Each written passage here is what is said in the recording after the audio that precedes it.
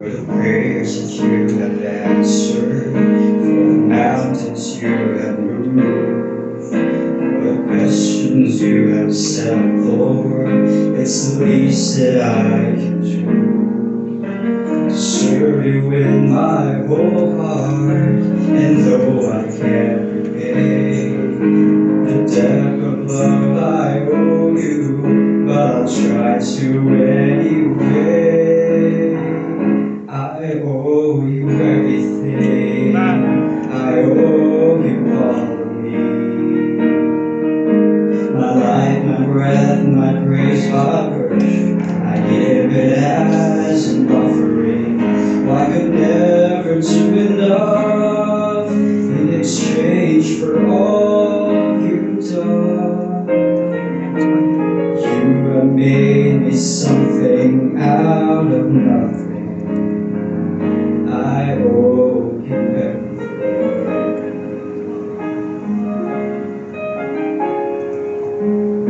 I pray in expectation, and your answer is to wait, helping me to be more patient, Lord, and trust in you by faith.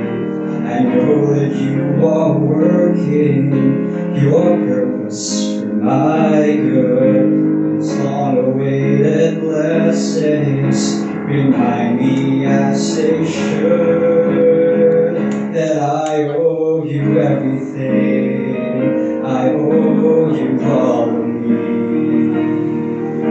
My life, my breath, and my praise, my worship, I give it as an offering. Oh, I could never do enough in exchange for all you've done.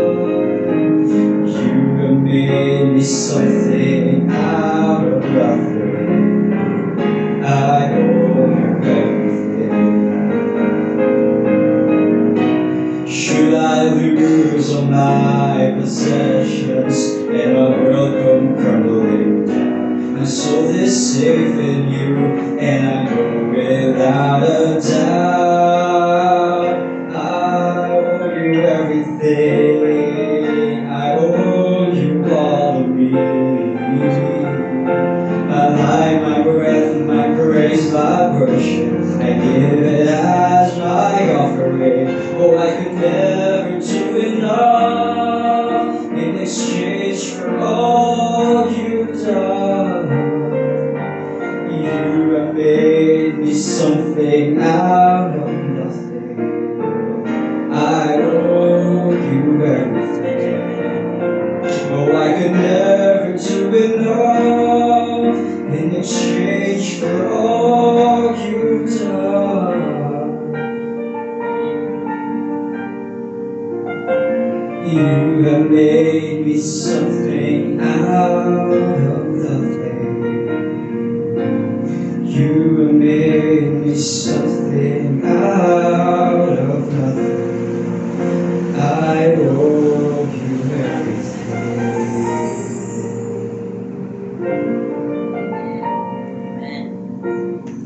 Amen.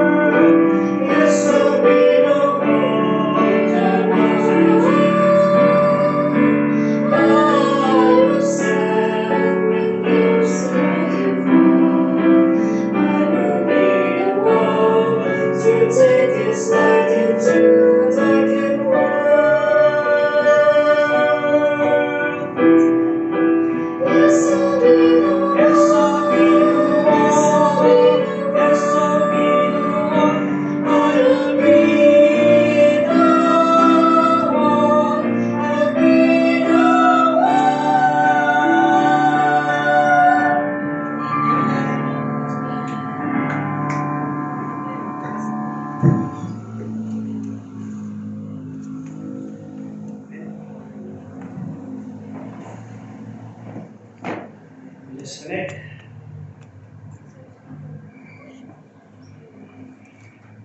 Good morning.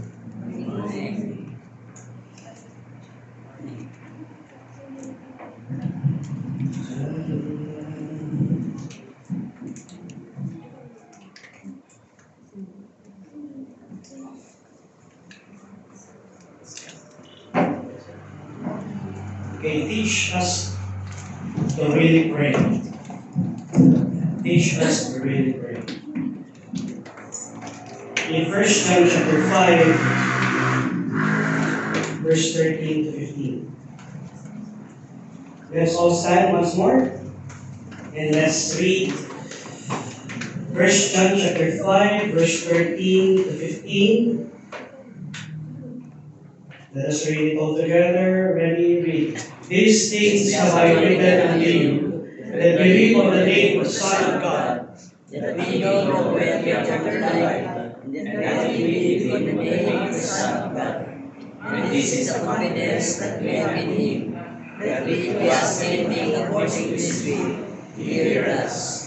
and if we know that He hears us, whatsoever we ask, we know that we have the petitions that we desire of Him. Let's pray, Father God in heaven. Thank you, Father God, for giving us this time, Father God, to read your word, to ponder upon your word, to sing worship with you, Lord God, response on how good you are in our life. Thank you, Father God, for everything that you've done. Bless this time, bless this message. Use me, Lord God, as your mouthpiece today. In Christ's name we pray. Amen. Amen. Please take your seat.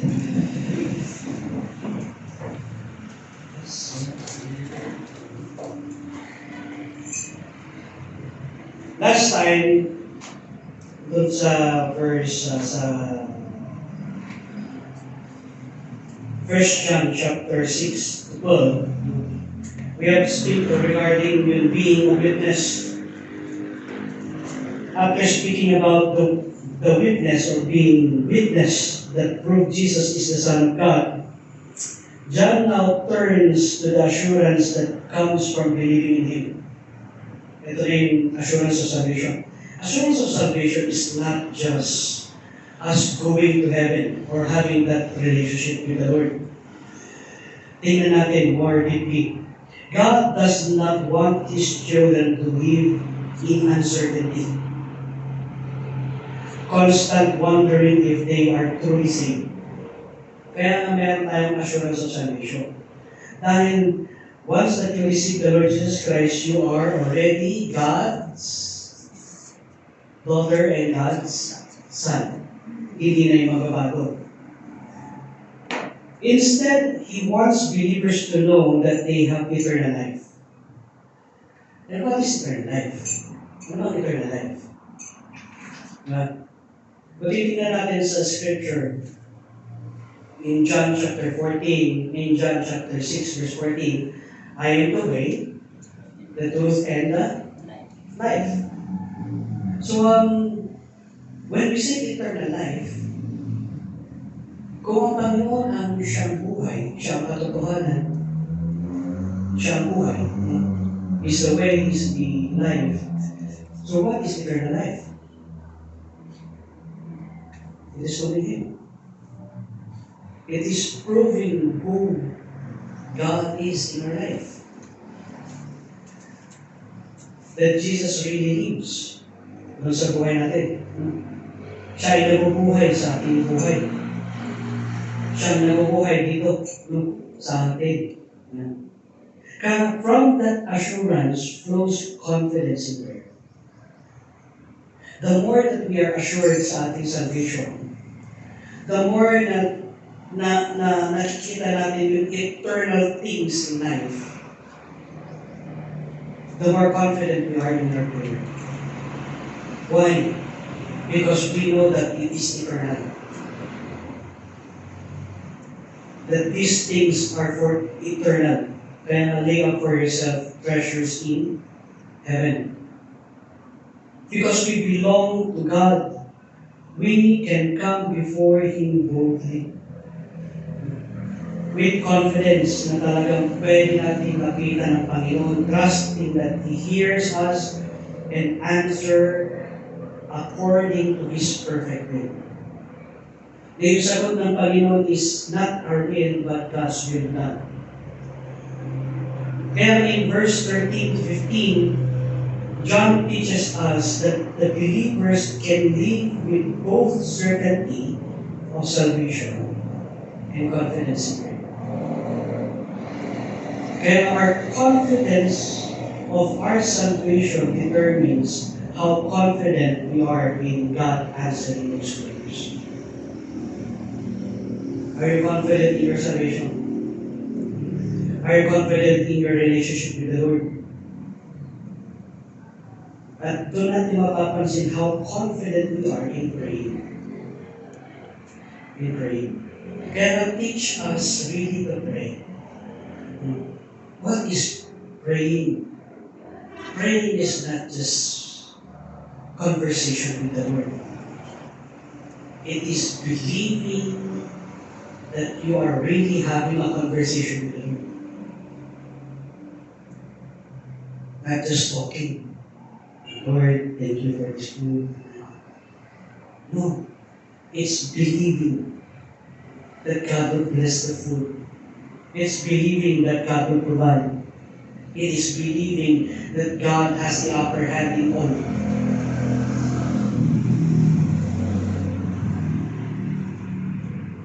Kaya assurance is God's will. Tingnan natin ito. Assurance is God's will. In 1 John, just open your Bible. 1 John chapter 5, verse 13.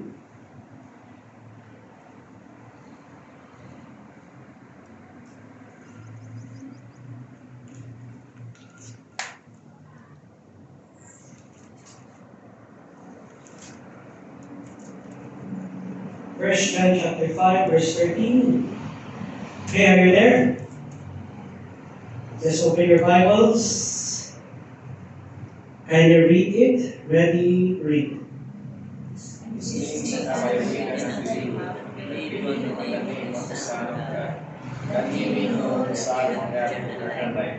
that we may believe in the name of the Son of God. These things have I written unto you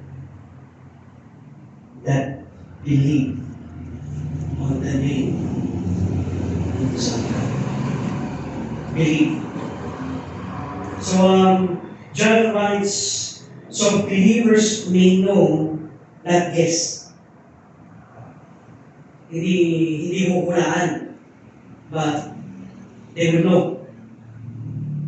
No. It is written that we may know. Kaya nga it is written. These things have I written. Para alam natin. No? Para alam mo. Mahirap ang hula. Amen? Tama ba? Mahirap ang hula. Oo. Kaya we do not assume that a person knows. We must tell. Tama? Paano ito? Once that you enter into a date, yung mga lalaki dito nahihirapan, ano kaya gusto nyo kainin? So kung tatanungin mo yung babae, ano gusto mo kainin? Bahala ka na. Diba? Tapos, pag pinunta mo siya sa, syempre, yung mga lalaki gusto na lang turo-turo. Diba? So, kasi mas marami yung pagkain. Pero pagdating naman sa mga ladies, huwag naman dyan, parang gano'n, di ba? Huwag naman dyan. Pero sinabi mo, bahala kami, di ba? So, ano mangyayari?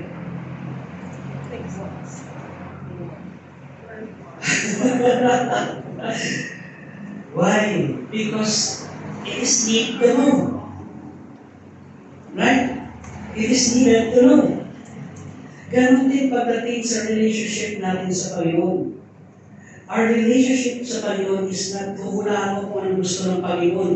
No, it is already written. It is already written. Ang kagustuhan ng Panginoon is already written. No? Why? Kaya nga, these things have I written. Sinabi ito sa Panginoon, unto who? You that ye believe on the Son of God. Kaya nga Christianity, John writes so believers may know. Alam niya, malaman natin, not guess, do I have eternal life? Hindi, alam natin, we have eternal life. We have eternal life. Kaya Christianity is not, I hope I'm saved. I hope pupunta ako sa langit. No. It is, we know that we are going to heaven. Why? Because it is written. Nakasulat. It is written.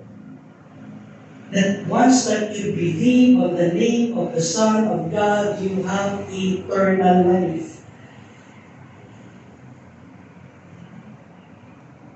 You have eternal life. Christianity is not, I hope I'm saved, or maybe God accepts me. No. Alam mo, tinanggap ka ng Panginoon, whoever you are. Whoever we are. Amen?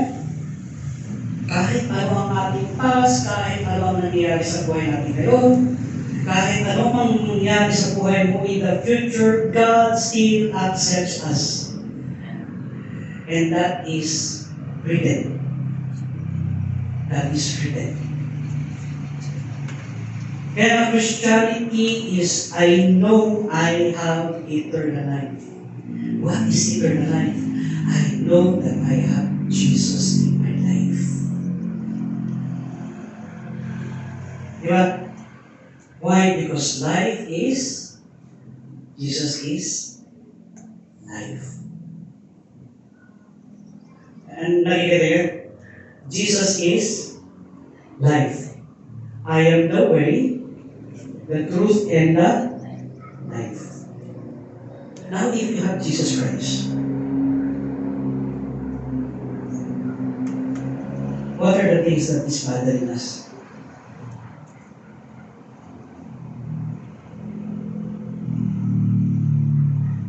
If we have Christ in our life, what are the things that is bothering us? Doubt, worries, fear. Ang tanong, is there doubt kay Jesus Christ? Is there worry in Jesus Christ? Is there fear in Jesus Christ? And God has not given us the spirit of fear. Right? Tama? Now, isipin natin kung anong sitwasyon natin ngayon. Are we going to worry what the future holds? No. Bakit? We have life. We have Jesus Christ. Why? It is written. Alam na ng Panginoon. God already knows what will happen next. We may not know what will happen next, but God knows. Jesus knows. Kaya this assurance is based on God's promise, Christ's finished work, and the presence of the Son in our life. How powerful is the presence of God in your life? And that determines how we pray. Kaya faith rests not on feelings, but on the objective truth. Ano yung objective truth? That I know that I have Jesus in my life. He is the way, the truth, and the life. Kaya ay yung from verse 12 to from verse 6 to verse 12, that it assures us that Jesus is there. Nandun ang Panginoon. Tingnan natin, di ba? Is He that came by water and blood, even Jesus Christ, not by water only, but by water and blood? And it is the Spirit that beareth witness, because the Spirit is truth. Verse 7. For there are three that bear record in heaven, the Father, the Word, and the Holy Ghost. And these three are one. Okay. Pag sinasabi natin record, ang ibig sabihin ng record?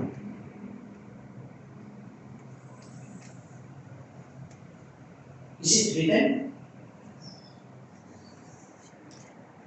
Ang record ba needs to be written? Yes. Kaya nga record, di ba? We have the record. We have the evidence. It is written.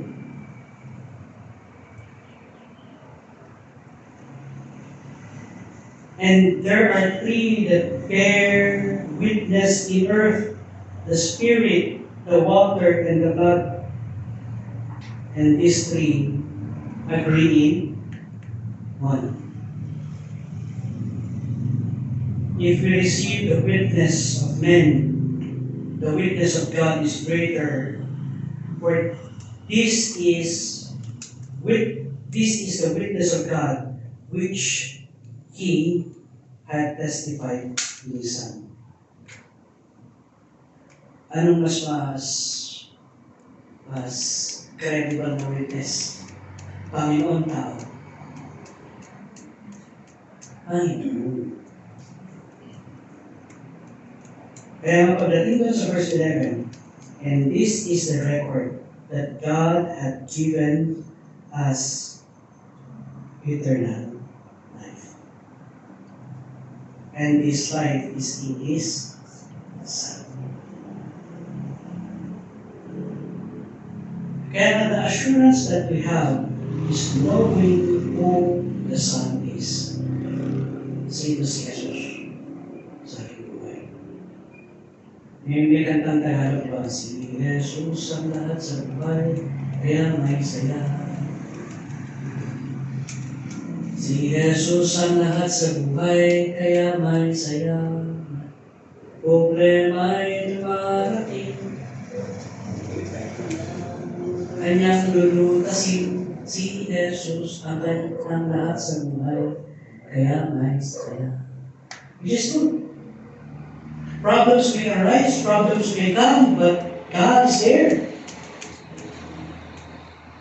Is God so little that He cannot solve the problem?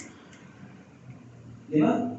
God is big. My God is so big, so strong, and so mighty. There's nothing my God cannot do. Tapos meron pa yung sinasagot ng mga bata doon, for you. Di ba? Which is true. There's nothing our God cannot do for us. That's the reason why John writes this, because when we pray, it is connected to the assurance of salvation that we have. What is assurance of salvation? Assurance of salvation is not just having eternal life.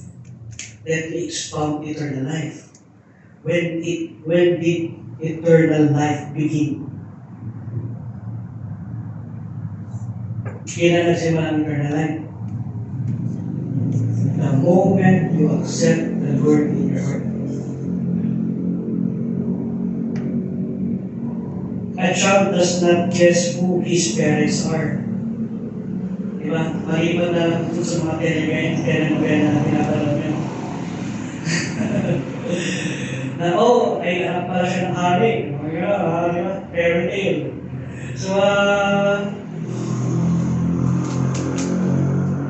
lalo yung mga Chinese pa, di ba? Lalo yung mga short Chinese, anak pala siya ng tapos biglang, oops, tapos biglang nawawas yung last will and testament, tanan!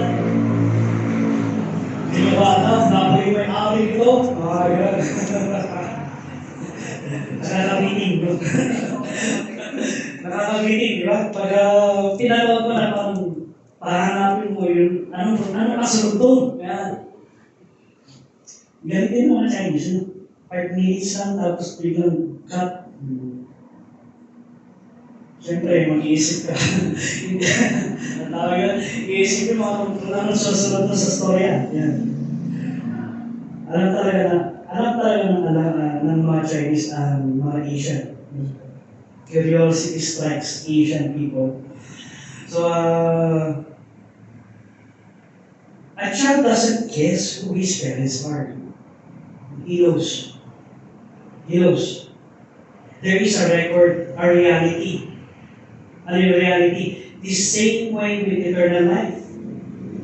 Hindi naman lingid sa inyong kaalaman, yung tinanggap mo, Panginoong Yesu Cristo. Tama? Sinekreto ka nila ko tanggapin mo ang Panginoon. Hindi. Sinabi sa'yo, tanggapin mo si Jesus. Diba? Hindi sinabi, tanggapin mo si Allah.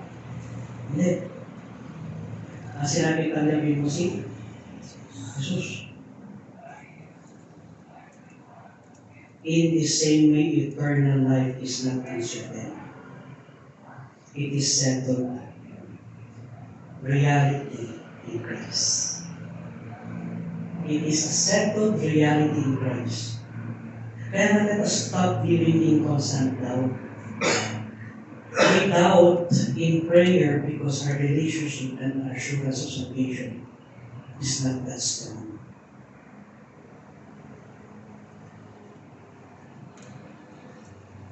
Why? Because we do not understand God's ways. But once that you know who God is, and you know that He holds life and death, you know that He holds life, you would not doubt in prayer. Why? Because it is God that prospers us. It is God that provides for us. Amen? Panginoon, from the very start of our Christian life, God has been telling us that it is me, not you. It's always been Him, not us. Kaya when doubt comes, go back to God's Word, not emotions. Huwag ka pupunta sa emotion. Pumunta ka sa truth. Sino yung truth? Jesus is the truth. He is the way. Right? The truth and the... Okay. When there is no way, Jesus is the way.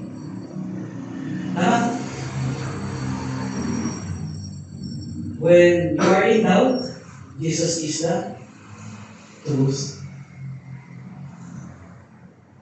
When you feel that you are dying, Jesus is the life. Kaya ask ourselves, do I have the Son?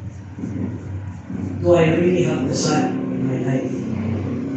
Do I have the Son in the decisions that I make in life? Tinutulog ko ba ito sa Panginoon? Pinapanalangin ko ba ito sa Panginoon? Pinakayan ko ba ang Panginoon na sumagot? Hindi ako. O ang ginagawa natin, hinahayaan natin na tayo ang sumagot, hindi natin mahintay ang sagot ng Panginoon. Diba sometimes hindi natin mahintay ang sagot ng Panginoon kaya gumagawa tayo ng paraan natin? Tama? Dapat hintayin natin yung sagot ng Lord. Hindi yung sagot natin. Pero yung sagot ni Lord. Why? Because He is the way, the truth, and the life. Assurance produces peace and stability. Once that we understand who the Lord Jesus Christ is sa buhay natin, there is peace that passes all understanding. There is stability. Why? Because it is God that establishes it. It is not us. It is God. It is always God that establishes it. Kaya sinabi niya sa Bible, siya ang nag-establish ng government, siya ang nag-establish, siya ang naglalagay ng mga kings, siya ang naglalagay ng mga leaders. Yes, it is position, pero it is still God's ways. Amen? Yan. Parang pa rin ang Panginoon. Why? Because God has a greater plan than us. Kaya hindi sadya ng Panginoon na siyang nanalo. Di ba? Hindi sadya. Hindi, sabi mo lang, hindi, ay, bakit kasi siyang nanalo? Hindi. Siyang nilagay talaga ng Panginoon. In such a time as this. Why? Because God has a greater plan than all. Hindi din sadya na nagkaroon ng gera dyan sa, hindi din sabi mo lang, hindi limit sa kalaman ng Panginoon na nagkaroon ng gera dyan sa Iran. It is meant by God because God controls everything. In His greater plan, not in our plan.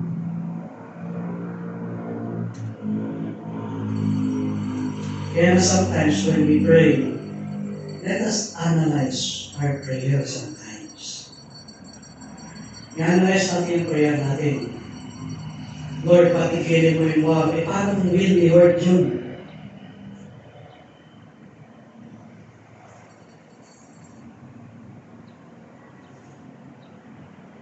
Di ba? Paano kung will ni Lord? Then what's the better prayer? Lord, there is war. Tumataas sa mga prices na ang lahat. But I know you will provide. I know you will put us through this situation. Because we know that you are the way. We know that you are the truth. And we know that you hold life. Sometimes we pray things in life not realizing, is it God's will? Is the word going according to God's plan? It is always going according to God's plan. Amen? Kaya nakasulat na sa Jeremiah, di ba? Nakasulat na sa Daniel. Inang, sabi nila sa Jeremiah chapter 49, ilang, ito ang mangyayari sa'yo. Doon sa Daniel, ito ang mangyayari sa'yo. Okay na pa, mangyayari yun. Sa perfect timing ni Lord. Tama? If we are already going and entering Ezekiel 28 war, then let it be. Praise the Lord. Why? Because it is God's will. Not our will, but thy will be done.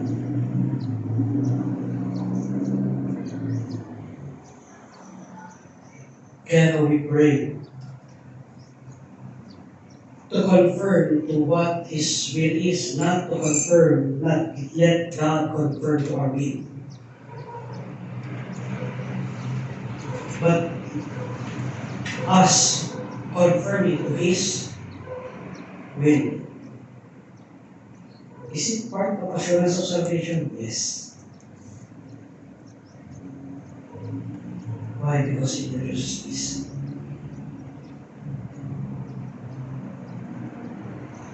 Tingnan niyo. In the middle of the storm, dahil alam mong may bagyo na paparating. May bagyo ang paparating. Hindi naman biglaan yung bagyo. Diba? Sometimes may 24 hours, may 2 days, 1 week. Pero ngayon, dahil sabi mo lang, nasa latest tayo naman, 1 week pa lang, sinasabi na may bagyo. Ano? Some people pray, Lord, sana hindi na dumating yung bagyo. Bakit na yung prayer? Paano kung will ni Lord na dumating yung bagyo? Hindi ka answered prayer.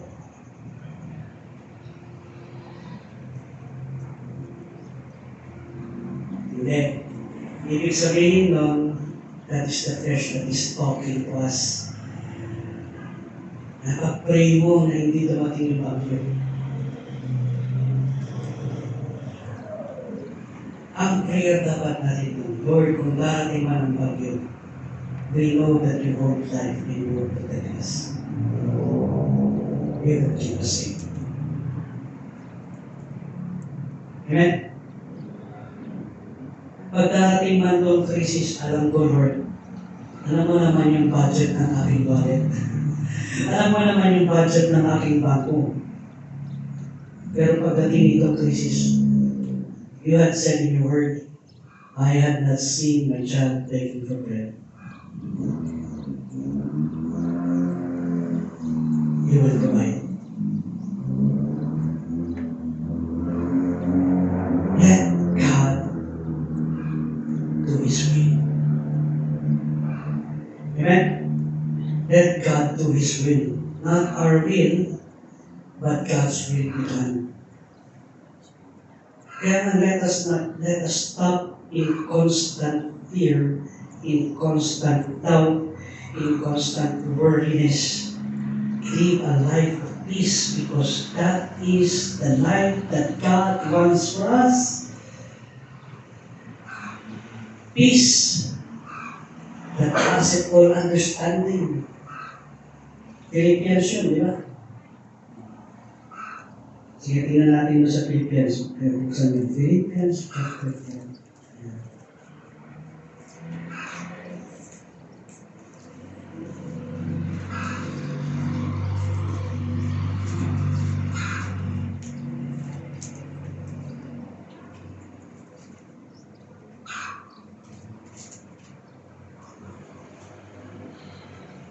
Anong umpisa ng verse 7? Anong umpisa ng word? N. Ibig sabihin ng N is may pinoportray siya dito. Tama?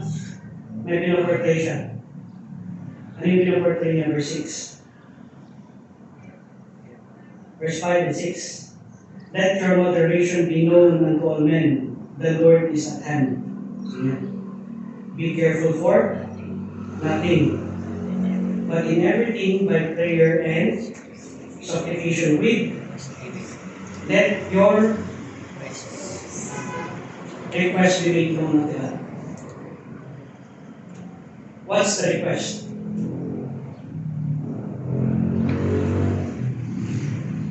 Okay. Let me cite this para maintindihan natin ang mabuti. Anong nangyayari ngayon? Anong nangyayari ngayon? Crisis. Right? So that is the request. Lord, the world is in crisis. Let your request be made known unto God. But you are rich. You will supply all the need. Di ba? Nandun sa Philippians chapter 4 din yun. And I can do all things through Christ. Tama? Nandun ba? Sa Philippians chapter 4? I can do all things through Christ.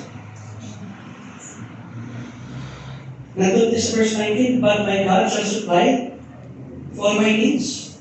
Yes, there is crisis. Yes, there is an ongoing thing in the world. Let your request be made known. This is my request. That in this crisis in life, prosper me. Can God prosper you in this crisis life? Yes. Can God prosper your business in this time of crisis? Yes. Can God provide in this time? Yes, because He said, I will supply. That's the reason why we need to stop, Lord. Stop the war, no. If it's your will, let it be done. Tama? Kung tumaas man ang presyo ng lahat ng bili, let it be done. Why? You will provide. God will provide. Kailan ba tayo hindi pinrovide ng Panginoon? When was the last time that God did not provide your need? Tell me. Is there a time that God did not provide the need? None. None. Wala. Tama? Then why do we doubt? Because we do not understand who really God is. Who really Jesus is. Jesus is the way, the truth, and the life.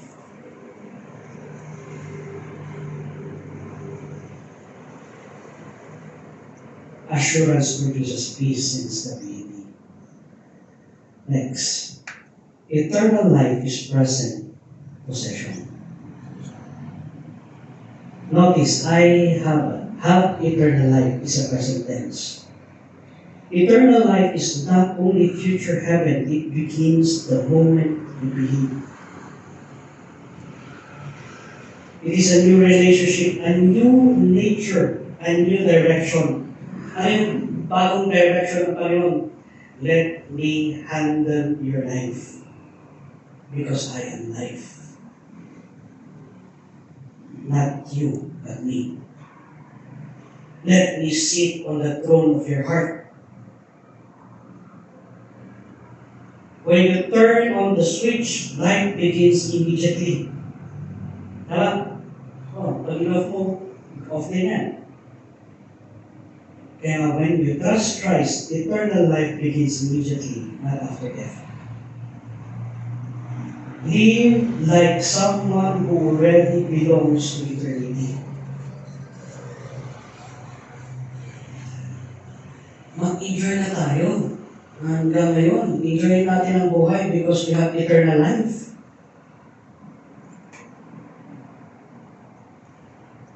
May mga pag nanood kayo ng mga vampire movies, ang haba-haba ng buhay na. Pero mostly lahat ng vampire may yaman.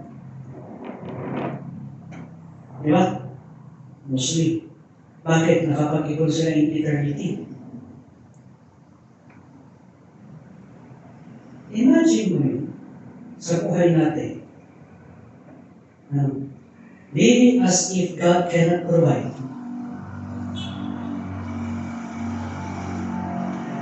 Then minamalik natin sila.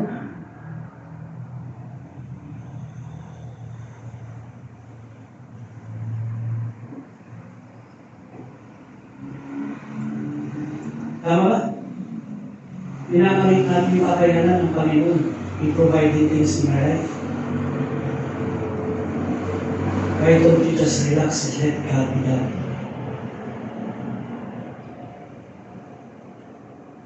God has not given us the spirit of fear, but of power and of a sound mind. What is the sound mind?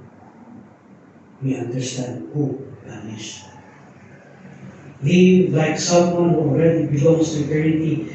Your identity, our identity is not defined by the world anymore. Our identity is identified with Christ. You are not just surviving, you are spiritually alive. We are not meant to survive, we are meant to live. We are meant to live. Kaya notice, right here, tingnan natin. The confidence in prayer. Balik kayo sa 1 John. Chapter 5. Verse 14. Okay, can you read? Verse 14. Ready? Read.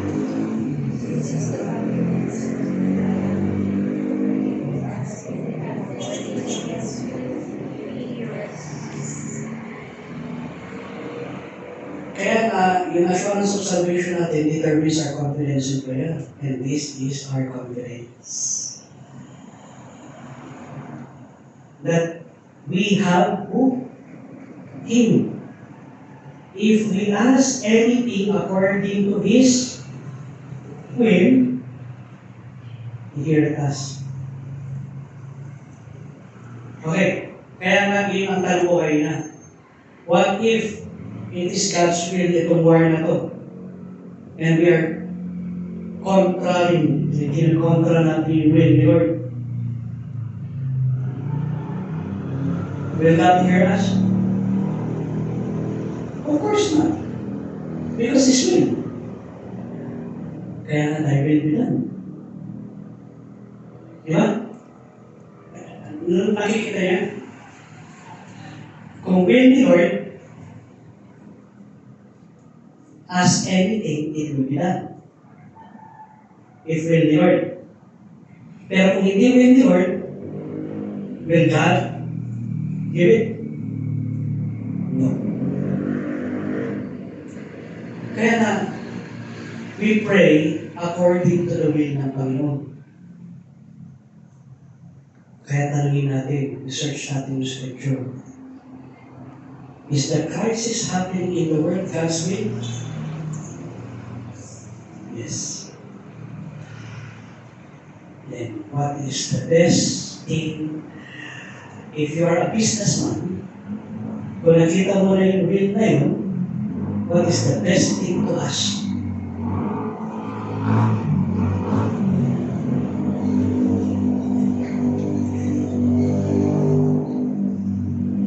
Lord, prosper me in this so that people may see that God is alive in me.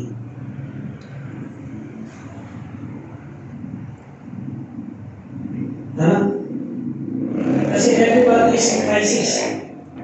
And if they see that you are lacking nothing, needing of nothing, because you know that God will provide, they will ask, ano iba sa'yo na wala sa akin? So, my relationship with the Lord. I know that He will provide. I know that He will supply my need. If I request, God will give. Because it is His will.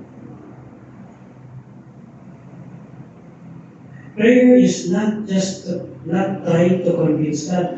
It is approaching Him with trust. We are not strangers, we are not beggars, we are children approaching our Father. This is the crisis in my life. This is the crisis in the world. Lord, create that. A child does not fear asking his father for help. He comes freely because of his relationships with Him. That is how believers approach God. We come freely to God. Lord, isang saing na lang yung bigas namin. Request ko sa iyo. Magbigay ka ng bigas. God will. Amen? Don't account. Because God, unlimited riches cannot be accounted. Stop thinking God is unwilling to hear you. Build a habit of a daily confident prayer. Lord, this is the day that you will show me your power. And I will have peace. I will have a stable life because you are stable in me. Kaya gaano ka stable ang Panginoon sa buhay natin. This is the condition of effective prayer. Mature prayer seeks God's will above personal desire. Prayer according to God's will. Prayer is not bending God's will to our will, but aligning ourselves to His will. Okay, i-align natin ang ating sarili. Kung will nga ito ng Panginoon, i-align natin ang ating sarili sa Panginoon. If we follow the correct route, we will reach the destination much more faster. But if you insist on your own path, you would delay the journey. Diba? Ay, hindi, dito. Tinuturo na ng GPS, dito ka. Ay, hindi, dito. Mas malapit to. Yan. Ayun, ginanon mo. Yan. Why? Because prayer works when aligned with God's direction. Kung align tayo sa direction ng Panginoon, maganda yun. God hears every right prayer. God hears every right prayer. verse 15. Okay. Ready, read verse 15. Ready, read. And if, ready, read. And if we know that He hears us, whatsoever we ask, we know that we have the petitions that we desire also. Pinapakinggan ka ba ni Lord? Is God hearing you? You are His son. You are His daughter, right? Kailan pa hindi nakinig si Lord? God's hearing is not passive. It implies attention, care, and response. How will God respond? Kaya sinasabi ko kayo na, kailan yung time na hindi pre-provide ng Panginoon pangailangan mo? Nadiliman dun sa tamang oras na iniisip mo pero pre-provide pa rin eh. Lord, dahil yung tamang oras na ipakita niyo sa iyo, na kahit may due date, at yung due date, kahit yung due date, at yung arrears, ay ipoprovide pa rin ng Panginoon. Amen? So God answers the right time. When a call is received, action begins immediately, even if we don't see it yet. God is answering it even we don't see it is being answered. Pero when God hears, He is already moving even if hindi natin nakikita.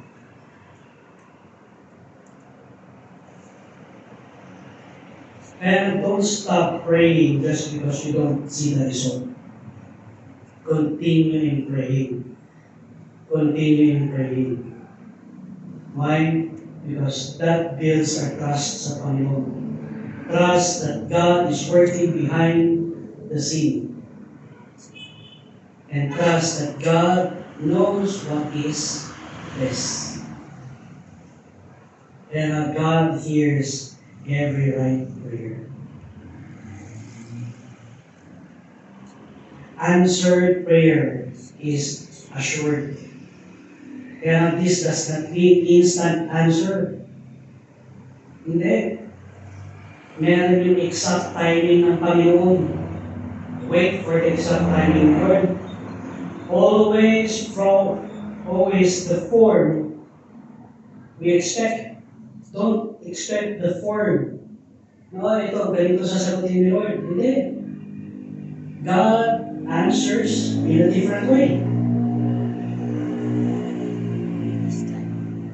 Bakit kaya ang Panginoon ina-answer niya in a different way? Para mamangha tayo.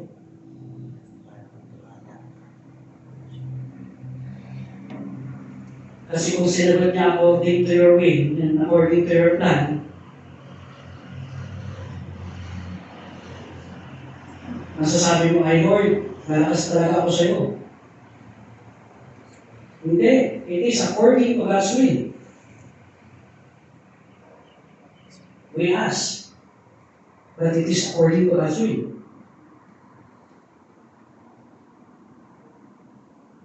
A seed planted today does not grow overnight.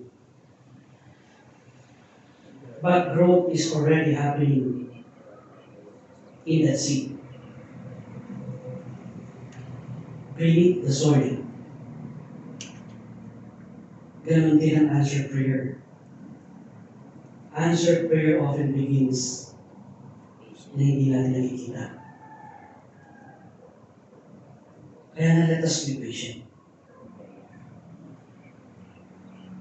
Trust God's timing over our urgency in life.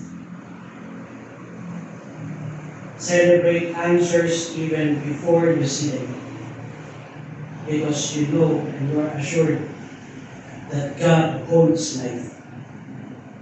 God holds the way, and He holds the truth.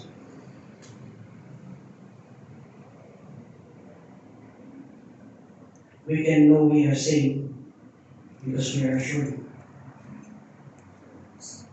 Saan ba tayo isa-save ng Panginoon? kaysa kapahamakan. Kapahamakan ng ano? Impyerno na ba? Hindi. Sa kahit anong kapahamakan sa ating buhay. Tama? Eternal life begins now. That's our identity. Then live according to eternity. We can pray with confidence because we understand God and we know who God is. Prayer must align with God's will. Lord, thy will be done, not my will. God hears and responds in faith. Kaya nga, the prayer of a righteous man availeth much. Why? Because it was done in faith. Answers are certain, though not always immediate, but trust the Lord.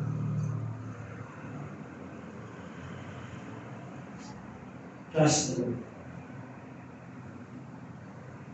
And the question is, do we live with assurance or constant doubt? Are we living in a constant doubt sa ating buhay? Then go back to the scripture. It is written, what the Lord has written for you. Anong sinulat ng Bible? Anong sinulat ng Panginoon sa salita niya? Cling to that promises. Hold that promises. It is not us that promise it. It is God that promised that. With bold prayer, or do we live with bold prayer or fear in silence? Ano kaya mangyayari sa ating bukas? Mahirap yun palaging iniisip ko ano mangyayari sa next week.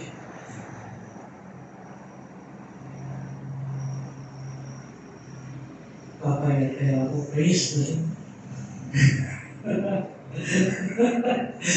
Papayat kaya ako next week, praise the Lord. Yan.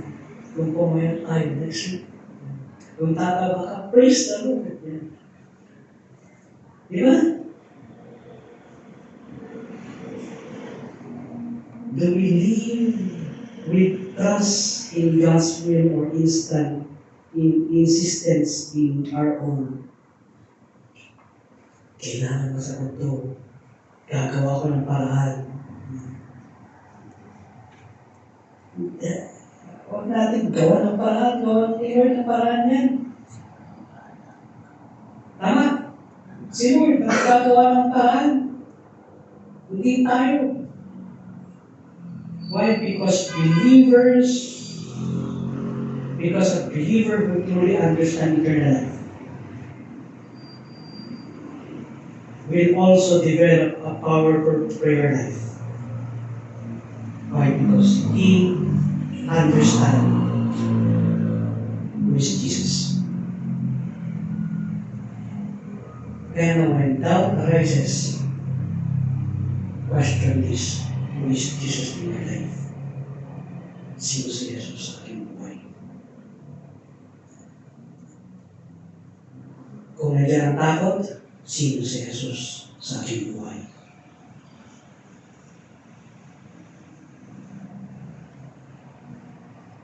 Si Jesus ang lahat sa buhay. Kaya may saya. God, the Lord Jesus Christ, wants happiness in our life, not constantly.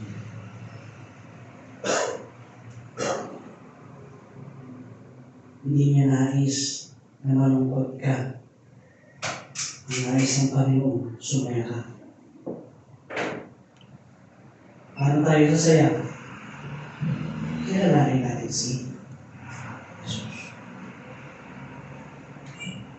He holds life. He holds truth. He holds the way. develop a powerful prayer life using the assurance of salvation from Him.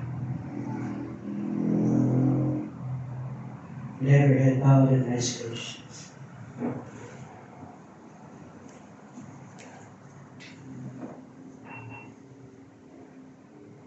Ask this in your life. Am I living in a constant fear? Palagi ba ako natatakot kung anong mangyayari bukas? Palagi ba ako nag-aalala kung anong mangyayari bukas? No hope crisis. No hope crisis. God is still in control. Let God's will be done. Not our will.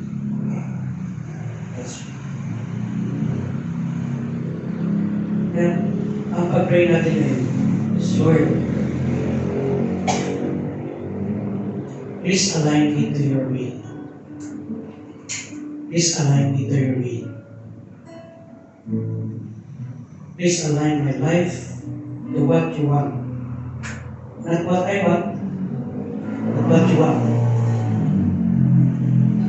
Let me surrender kung ano man ito nga to, and let it be done. It's your will, not my will. It's God's will. Give you time to pray. Give you time to realize things in life. Lord, let me align my life to you. Let my life be aligned in your will, not my will, but your will be done.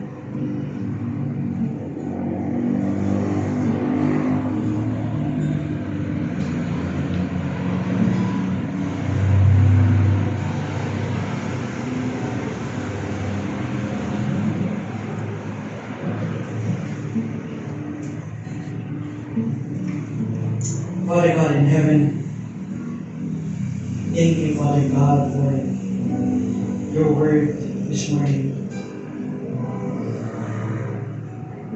your word this day. Yes, Lord, there are times in our life that we do it according to our strength. There are times, Lord God, that we are doing it according to our plan.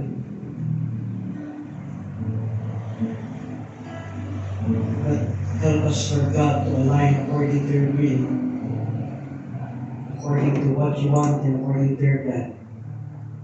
Not my will, not our will, but your will be done. And as we request, Lord God, in our life, let us request things, Lord God, according to your plan, according to your ways, and according to you, Lord God. Thank you, Father God, for giving us this time. Thank you, Father God, for your goodness and mercy to us. All glory, honor belongs to you. In Christ's name we do pray. Amen. Amen. So,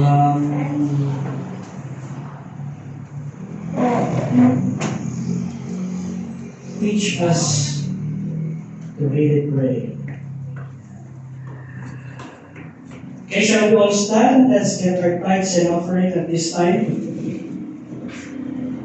Natin ang ating tithes and offering. Pagin natin si Brother Gary and Brother Paul.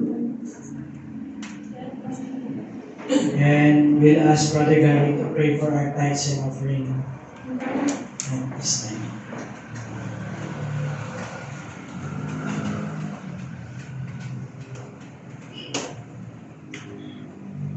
I pray na ay. Loving God and Heavenly Father, thank you so much for your word that was heard this morning. Thank you, Lord, sa assurance, salvation, Lord. Thank you, Lord, for we know that you hold everything about what you know, standing, Lord, you are in control. So Lord, we pray as we give our last offering, as we pray that bless this material about civil history and patrimony bless about us. Thank you, Lord, and bless this blessed precious name. Amen. Please take your seat. Next week, so ito na lang yung meeting natin ngayon, no?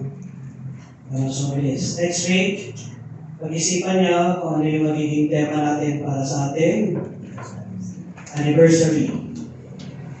Ilan tayo? 8. New beginning.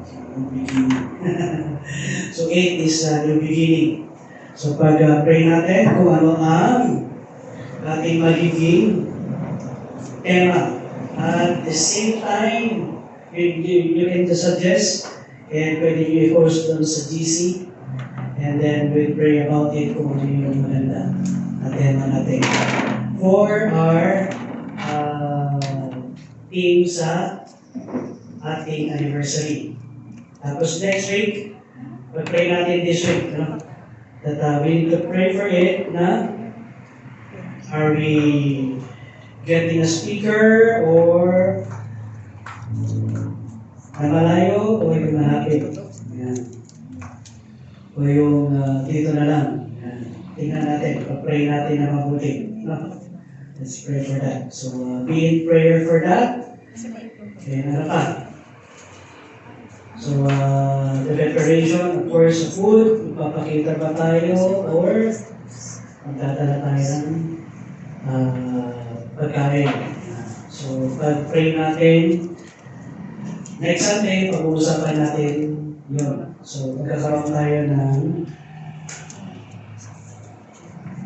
sa next Sunday, wala tayong Sunday school. Mag-umpisa tayo pa rin ng 9:45 worship service and then meeting.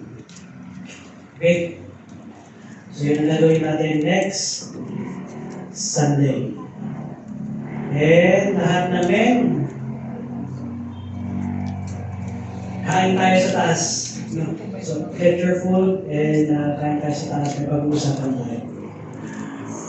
Okay? So, wala na. Let's all stand. Let's all stand and let's sing. Sino my birthday this week? See? Si Des, and then si Ate Laura. Yeah. So let's sing happy birthday kay Des and Sister Laura. Yeah. Sino may anniversary? Happy birthday. Ready? Sing. Happy birthday.